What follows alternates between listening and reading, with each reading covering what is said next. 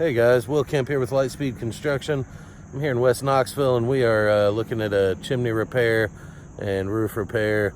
This will be a good example of why hiring the cheapest roofer can turn out to be an expensive endeavor. And so what we have here is a good example of why cheap roofs are expensive. This is a chimney with a piece of flooring tile used as a cap, and this is not an acceptable cap for this chimney for a couple of reasons. One, it's the obvious, it's a piece of floor tile, and I guess that's neither here nor there.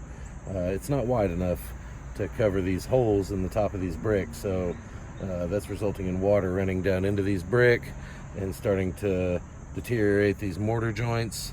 These bricks and these mortar joints here are starting to really come apart and resulting in damage to the chimney and water coming into the house. So there's a good example of a cheap repair that turns out to have me back out here making a second repair and getting a little expensive at this point, I'm sure.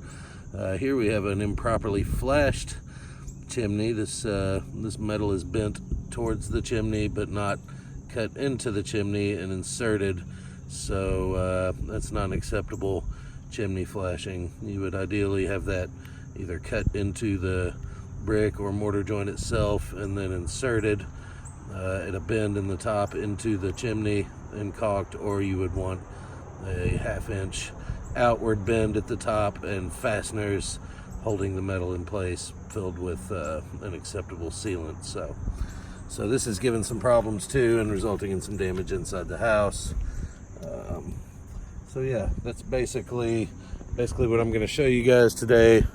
I'm here to repair this, and we'll get it done, and hopefully the rest of the roof doesn't run into any issues.